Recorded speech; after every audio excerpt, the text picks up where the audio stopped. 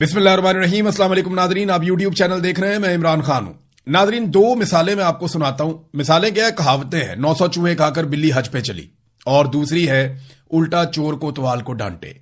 ये मैं आपको आगे जाके बताता हूं कि मैंने आपको क्यों सुनाई। लेकिन पहली बड़ी खबर यह है कि सलमान अकरम राजा साहब, नईम हैदर पंजूता साहब, शौकत बसराज साहब और ज़हीर अब्बास साहब, ये पाकिस्तान तहरीक इंसाफ के रहनुमा हैं। ये जनाब जैसे ही गिलगित बल्तिस्तान में दाखिल हुए, इनको पकड़ लिया गया, इनको रोक लिया गया और इनको भी सूबा बदर कर दिया गया। ये है जनाब पाकिस्तान में आजादी, ये है जनाब पाकिस्तान में जमहूरियत। मिलिट्री एस्टेब्लिशमेंट सारा कुछ करने के बावजूद एक खौफ में मुब्तला है कि अगर उन्होंने ब्रुटैलिटी ना दिखाई और जरा सा भी कंपेन करने के लिए पाकिस्तान तहरीक इंसाफ को छोड़ा, तो वो गिलगित बल्तिस्तान का इलेक्शन चोरी नहीं कर पाएंगे। ये इलेक्शन चोरी करना उनकी मजबूरी है, क्योंकि गिलगित बल्तिस्तान एक बड़ा हसास इलाका है। वहां पे मिलिट्री एस्टेब्लिशमेंट हमेशा से अपना कंट्रोल चाहती है, अपनी कमांड में चीजों को रखना चाहती है। और इस मर्तबा यह हो रहा है कि लोग मिलिट्री एस्टेब्लिशमेंट के सख्त खिलाफ हो गए। लोग वोट डालना चाहते हैं कैदी नंबर 804 और उनके लोगों को, लेकिन उनको वोट डालने की सहूलत मैसर नहीं है।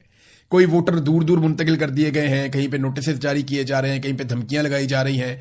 तो पाकिस्तान तहरीक इंसाफ के साथ या उनके हमायत याफ्ता उम्मीदवारों के साथ तो यही हो रहा। हत्ता कि एक बड़ी अजीबोगरीब चीज है, ये मैंने कभी नहीं देखी।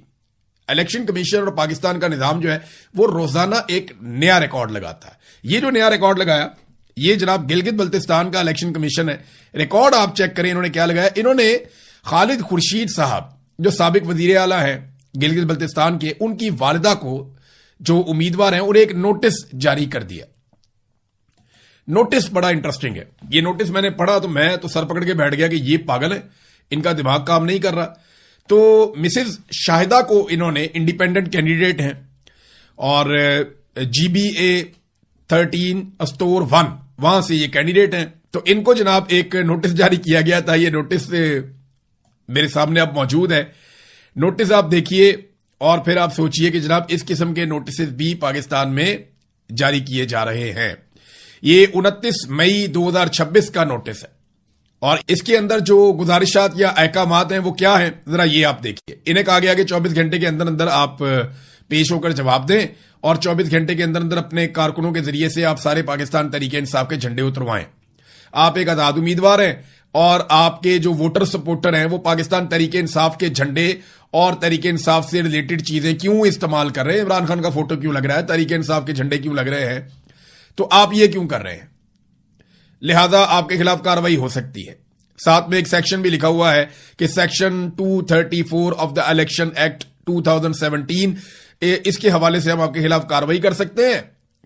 और आपके लोग जो है वोटर सपोर्टर, अब वोटर सपोर्टर जिसका मर्जी झंडा लगाए भाई, वो पाकिस्तान का झंडा लगाए, वो PMLN का झंडा लगाए, वो PTI का झंडा लगाए, किसी भी जमात का झंडा लगाए, जिसको मर्जी वोट दो, जिसका मर्जी झंडा लगाओ, ये तो पाकिस्तान में मना ही नहीं है। कोई इंडिया का झंडा तो नहीं लगा दिया ना, या इसराइल का झंडा तो नहीं लगा दिया भाई। झंडा तो लगाया है पाकिस्तान तहरीक इंसाफ का, जो पाकिस्तान में एक रजिस्टर्ड पॉलिटिकल पार्टी है और एक सबसे मकबूल पॉलिटिकल पार्टी है। वो कहते हैं जी वोटर सपोर्टर ने क्योंकि झंडा लगा दिया है तो आपके खिलाफ कार्रवाई हो सकती है। ये इलेक्शन कमीशन यहां तक पहुंच गया। ये वो खौफ है जो पाकिस्तान की मिलिट्री एस्टेब्लिशमेंट को जीने नहीं देता। वो डरे हुए हैं। उन्होंने अपने सारे मोहरे इस्तेमाल किए। बिलावल को भिजवाया, वहां पे उन्होंने भिजवाया, बिलावल की बहन को भिजवाया, गवर्नर पंजाब गए, बहुत सारे और लोग गए। अभी नवाज शरीफ को पहुंचाया गया और नवाज शरीफ को तो ठीक ठाक प्रोटोकॉल में पहुंचाया गया। यानी एक तरफ विजुअल्स आते हैं, वीडियोज आती हैं कि सलमान अकरम राजा, नईम हैदर पंजूता, शौकत बसरा, ज़हीर अब्बास, इनको निकाल दिया गया। इससे पहले जो है वो निकाला गया वहां से जुनैद अकबर साहब को, फिर असद कैसर साहब को कैसे रोका गया, फिर बाकी लोग जो जलसा करने जा रहे थे उनको कैसे रोका गया, फिर पाकिस्तान तहरीक इंसाफ के हमायत याफ्ता जितने उम्मीदवार हैं उनको नजरबंद किया गया, उनको कंपेन चलाने से मना किया गया, उनके झंडे, उनके पोस्टर, वो सारी चीजें उतरवाने के अहकामात जारी किए गए। अब ये सारी चीजें वहां पे मिलिट्री एस्टेब्लिशमेंट इंतजामिया के जरिए से करवा रही है। इंतजामिया की ताकत कम होने पर 5000 पुलिस वाले पंजाब से भी बुलवा लिए गए। अब नवाज शरीफ साहब जब पहुंचे हैं तो नवाज शरीफ साहब के प्रोटोकॉल के लिए पंजाब पुलिस वहां पे पहले से मौजूद थी। फिर इन्होंने सरकारी बंदे भी भेजे हुए हैं। आपको पता है नवाज शरीफ का जलसा पटवारियों से ही होता है। सरकारी मुलाजमीन इकट्ठे किए जाते हैं, बिठाए जाते हैं, मजबूर किया जाता है कि बैठो, नवाज शरीफ का जलसा है। नवाज शरीफ ने शुरू से लेकर आज तक जलसे ऐसे ही किए हैं। मुझे एक दिन तारुल कादरी साहब ने बताया कि जब ये नए नए सियासत में आए हुए थे ना मियां शरीफ और इनके बच्चे, تو یہ جو ان کے اوپر پھول پھینکے جاتے تھے نا عوام کی جانب سے، وہ پھولوں کا بل بھی ان کے گھر میں آ جاتا تھا اور یہ بل ادا کرتے تھے. تو یہ ان کے حالات تھے. اور آج بھی ایسا لگتا ہے کہ یہ ان کے ساتھ لوگ محبت نہیں کرتے. یہ سرکاری وسائل کو استعمال کر کے کچھ نہ کچھ کر کے اپنی سیاست کو دھکا لگاتے رہتے ہیں. تو نواز شریف صاحب پہنچے. یہ وہ آدمی ہے جس نے قوم کو لوڈ شیڈنگ کا عذاب دیا. مہنگی بجلی بنانے والے 60 سے 65% جو آئی پی پیز ہیں وہ تحفے میں قوم کو نواز شریف نے دیے. مہنگائی کا بدترین تحفہ دیا. اور جیل میں قید ایک خاتون 70 سالہ خاتون جو کینسر کی پیشنٹ ہیں ان کو دھوکہ دے کر اور بے ایمانی کے ساتھ ان کی سیٹ چھین کر یہ زبردستی اس کے اوپر بیٹھ گیا. یہ نواز شریف صاحب ہیں. ان کو فل پروٹوکول دیا جا رہا ہے گلگت بلتستان میں. نواز شریف صاحب نے نا کچھ باتیں کی ہیں بڑی مزیدار. انہی باتوں کے حوالے سے میں نے آپ کو 3 مثالیں سنائی تھی. سب سے پہلے نواز شریف نے کہا کہ میں وہ نواز شریف ہوں جو کسی پر تنقید کر کے کسی کی برائی کر کے ووٹ نہیں مانگتا. ہم اپنی کارکردگی کی بنا پر ووٹ مانگتے ہیں. پاکستان کی سیاست میں جو گندی زبان کا استعمال ہے وہ نواز شریف نے شروع کیا اور اس کو پروموٹ کیا. آج تک جتنی گندی گالیاں اور جتنا گند اچھالا گیا پاکستان کی سیاست میں لیڈرز کی سطح کے اوپر، اس میں سب سے آگے نواز شریف اور نواز شریف کی پارٹی رہی. ورکرز کی بات نہیں کر رہا، پارٹی کی بات کر رہا ہوں، لیڈرز کی بات کر رہا ہوں. گندی گالیاں دینے والے لوگوں کو نواز شریف اور شہباز شریف نے اپنے بیچ میں کھڑا کر کے شاباش دی. جو جتنی گندی گالی دیتا ہے وہ نواز شریف اور اس کی بیٹی اور اس کے بھائی کے زیادہ قریب چلا جاتا ہے. تو نواز شریف نے تو ہمیشہ گندی باتیں کی ہیں. کہا نہیں بے نظیر بھٹو کو کیا کیا القابات دیے. بے نظیر بھٹو کی گندی تصویریں جہاز سے پھینکی تو 900 چوہے کھا کر بلی حج پہ چلی. یہ مثال یہاں پہ ٹھیک آتی ہے کہ میں نے جناب کبھی کسی پہ تنقید نہیں کی. نواز شریف کی ساری سیاست جو ہے وہ دوسروں پر تنقید اور دوسروں پر کیچڑ اچھالنے کی سیاست ہے.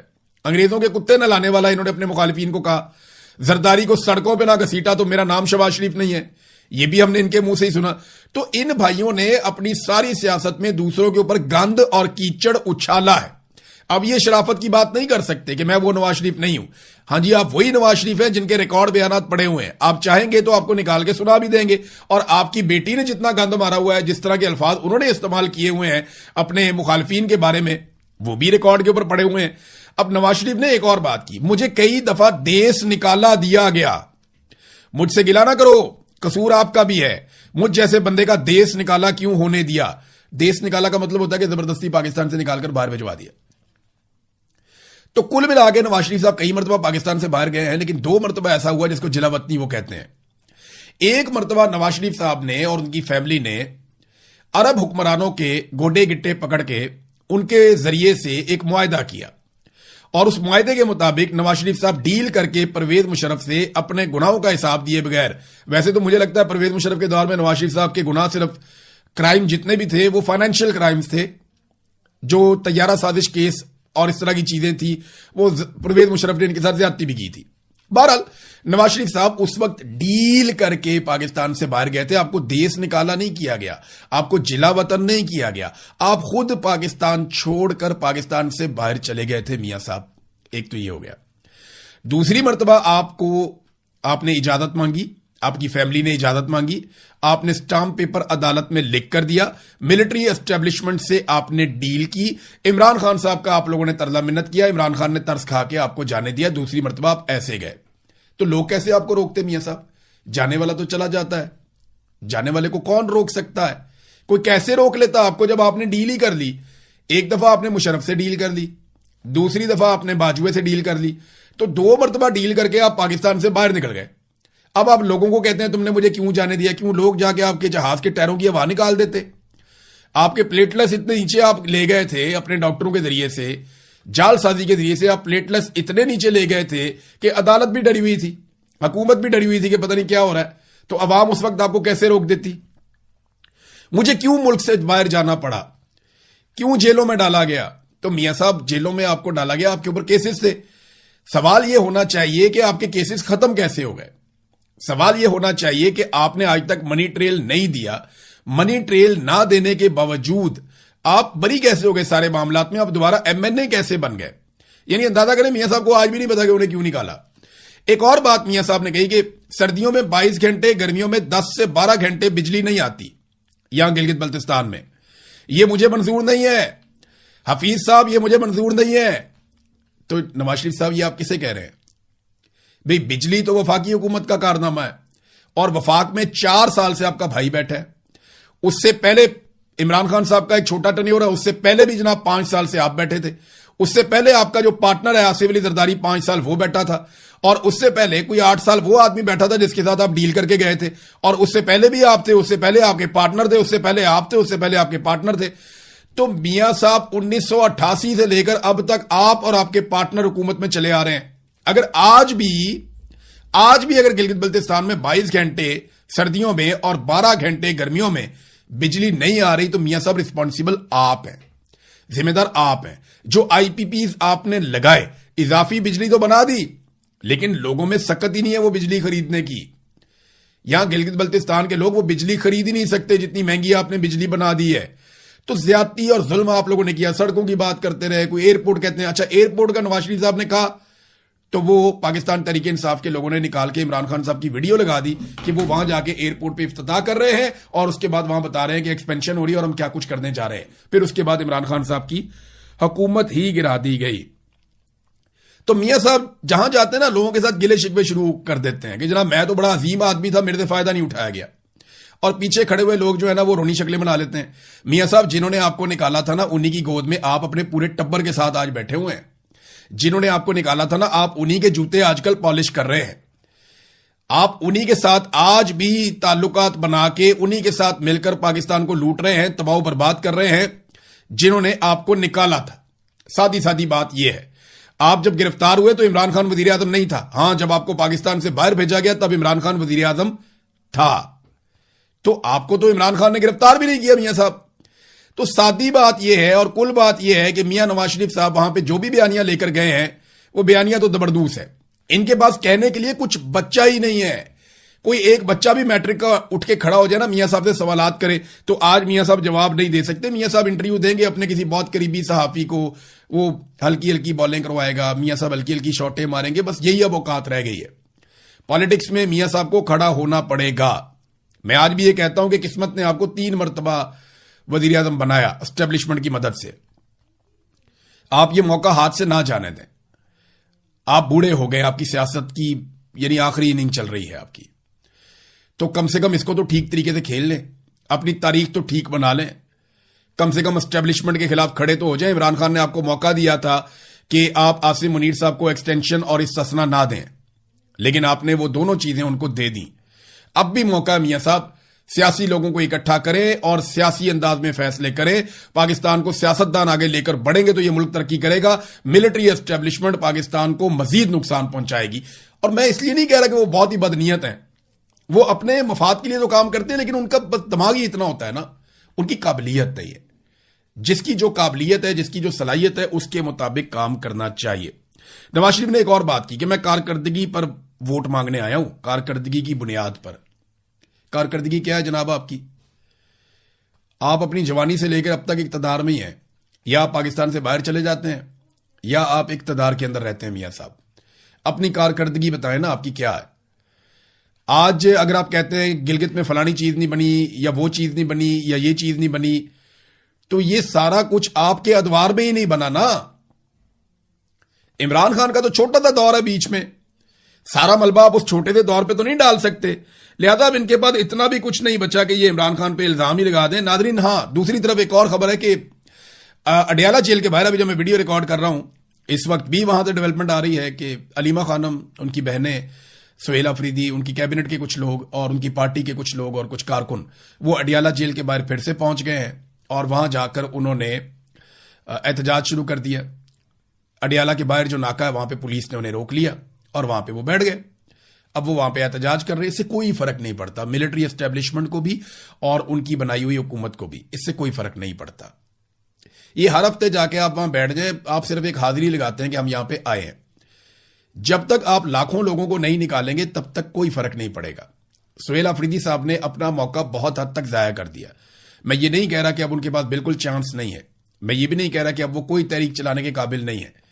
ہاں میں یہ کہہ رہا ہوں کہ ان کے پاس جو موقع تھا انہوں نے بہت حد تک ضائع کر دیا. سہیل افریدی کے آنے کے بعد نوجوانوں کو ایک انرجی ملی تھی، انہیں اکٹھا کیا جا سکتا تھا، لاکھوں نوجوانوں کو ساتھ جوڑا جا سکتا تھا، لیکن سہیل افریدی کی توجہ دوسری چیزوں پہ چلی گئی. بہرحال وہ پھر وہی مطالبات کر رہے ہیں جی عمران خان سے ملاقات کروائی جائے, ان کا علاج کروایا جائے. نہ ملاقات, نہ علاج, نہ رہائی, کچھ بھی نہیں. یہ ساری چیزیں عاصم منیر صاحب نے نہیں دینی جب تک پاکستان کی عوام لے گی نہیں. اور پاکستانی عوام کو متحرک کرنے کے لیے, اسٹریٹ موومنٹ چلانے کے لیے سہیل آفریدی صاحب نے ابھی کوئی پہلا قدم بھی نہیں اٹھایا. کوئی کام وہ اس بارے میں نہیں کر سکے. ہاں, ایک اور دعویٰ انہوں نے کیا, اس کی تصدیق ہو جائے گی آنے والے وقت میں. انہوں نے کہا جی کہ سرپلس بجٹ ہم نہیں دے رہے, ہم بیلنس بجٹ دے رہے ہیں.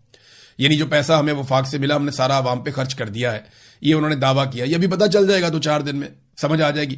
لیکن انہوں نے کہا جی اپنی توجہ وفاقی بجٹ کی طرف رکھے, اس سے پاکستان کو فرق پڑے گا. ہمارا بجٹ ہم جانے, خیبر پختونخوا کی عوام جانے. نہیں جناب, ایسے نہیں ہوگا. اس طرح تو وفاقی حکومت بھی ہمیں یہ کہے گی کہ بجٹ ہم جانے اور ہماری عوام جانے. میڈیا کون ہوتا ہے پوچھنے والا یا سوال کرنے والا؟ ہم ان سے بھی سوال کریں گے, آپ سے بھی سوال کریں گے.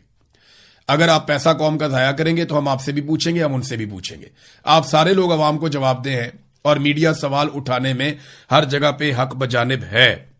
تو جناب ہمارا بجٹ ہم جانے یہ تو نہیں ہوگا. میڈیا سوال تو ضرور پوچھے گا. اب بجٹ آپ کا کتنا سرپلس ہے, ہاں یہ بات ٹھیک ہے ان کی کہ وفاقی حکومت جو بجٹ بناتی ہے اس کا امپیکٹ پاکستان میں مہنگائی کے حوالے سے بہت زیادہ آتا ہے, اور وہی مین امپیکٹ ہوتا ہے جو مہنگائی کے اوپر آتا ہے.